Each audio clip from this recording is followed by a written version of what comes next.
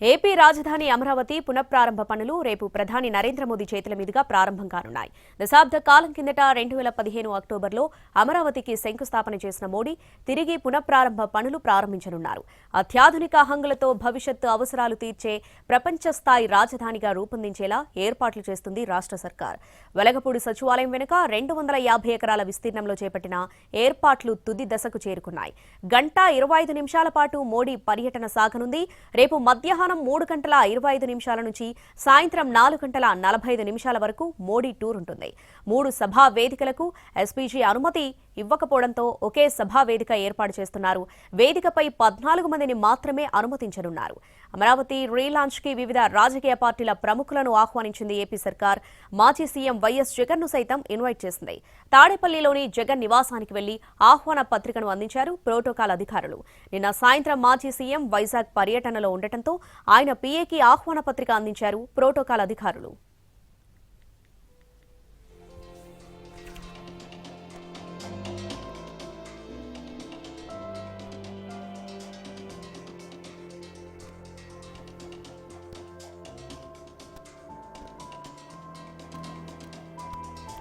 AP రాజధాని అమరావతి పునఃప్రారంభ పనులు రేపు ప్రధాని నరేంద్ర మోడీ చేతుల మీదుగా ప్రారంభం కానున్నాయి. దీనికి సంబంధించి పూర్తి అప్డేట్స్ మా ప్రతినిధి ప్రసన్న లైవ్ లో అందిస్తారు. ప్రసన్న,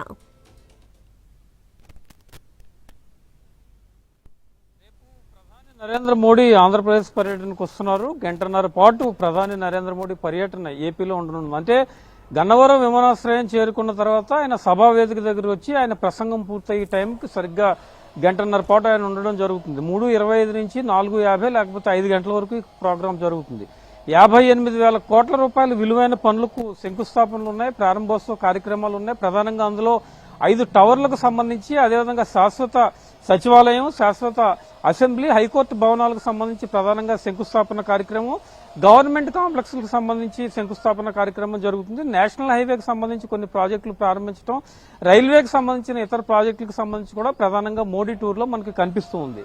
ఫస్ట్ పాయింట్ ఏంటంటే, దేశంలో ఉన్న ప్రస్తుత ఉగ్రదాడి పరిస్థితులను దృష్టిలో పెట్టుకుని ప్రధాని నరేంద్ర మోడీ పర్యటనకు చాలా కట్టుదిట్టమైన ఏర్పాట్లు చేశారు. నిన్న ఉదయం నుంచి కూడా ఎస్పీజీ కంట్రోల్లోకి పూర్తి స్థాయిగా ప్రధాని నరేంద్ర మోడీ సభా వేదిక ఏదైతే ఉందో అది ఎస్పీజీ కంట్రోల్లోకి వెళ్ళింది. యాక్చువల్గా మొదట 3 వేదికల మీద ఈ సభ నిర్వహిద్దాం అనుకున్నారు. ఒక వేదిక మీద ప్రధాని నరేంద్ర మోడీతో పాటు ముఖ్యమంత్రి చంద్రబాబు, డిప్యూటీ సీఎం పవన్ కళ్యాణ్, కొంతమంది మంత్రులు ఉంటారు. ఇంకో వేదిక మీద సాంస్కృతిక కార్యక్రమాలు జరిగేలాగా మరో వేదిక మీద కూటమి నేతలు, ఇతర ప్రజాప్రతినిధులు ఉండేలాగా ప్లాన్ చేశారు. కానీ ఎస్పీజీ ఇచ్చిన సూచనలతో మెయిన్ వేదిక ఒకటే శాశ్వత వేదికగా, దాన్ని పర్మనెంట్ వేదికగా చేసి కేవలం 14 మందికి మాత్రమే ఆ వేదిక మీదకు అనుమతి ఇచ్చిన పరిస్థితి. ప్రధాని నరేంద్ర మోడీతో సహా ముఖ్యమంత్రి, డిప్యూటీ సీఎం, కొంతమంది మంత్రులు, నారాయణ మున్సిపల్ శాఖ మంత్రి ప్రారంభోపన్యాసంతో ఈ కార్యక్రమం మొదలవుతుంది. 2 నిమిషాల పాటు మంత్రుల ప్రసంగాలు ఉంటాయి. తర్వాత 5 నిమిషాలు సీఎం ప్రసంగం, మరొక 4 నిమిషాలు ఉప ముఖ్యమంత్రి పవన్ కళ్యాణ్ ప్రసంగం ఉంటుంది. చివరిలో ప్రధాని నరేంద్ర మోడీ 12 నిమిషాల నుంచి 20 నిమిషాల వరకు ప్రసంగించే అవకాశం ఉంది. ఓవరాల్ గా ఈ కార్యక్రమానికి సంబంధించి ప్రభుత్వం అన్ని ఏర్పాట్లు చేసింది. భద్రతా పరంగా కావచ్చు, లేకపోతే 5 లక్షల మంది జనాలు ఇతర జిల్లాల నుంచి వస్తారు కాబట్టి కృష్ణా, గుంటూరు, ఏలూరు, ఉభయ గోదావరి, అదేవిధంగా పల్నాడు జిల్లాల నుంచి ప్రధానంగా వచ్చే అవకాశం ఉంది. కాబట్టి వారిని దృష్టిలో పెట్టుకుని ఈ ట్రాన్స్పోర్ట్ కు సంబంధించి, పార్కింగ్ సదుపాయాలకు సంబంధించి అన్ని ఏర్పాట్లు చేసిన పరిస్థితి ప్రధానంగా కనిపించింది. వేసవికాలం కావడంతో మంచినీటికి కానీ ఇతరత్ర ఇబ్బందులు లేకుండా చూస్తారు. అయితే ఇక్కడ అధికారులు చెప్పే ఒక విషయం ఏంటంటే, సభా వేదిక జరిగే ప్రాంతంలో, అంటే ప్రధాని నరేంద్ర మోడీ ఉండే సభ ప్రాంతంలో ఎలాంటి వాటర్ బాటిల్ కూడా అనుమతించరు.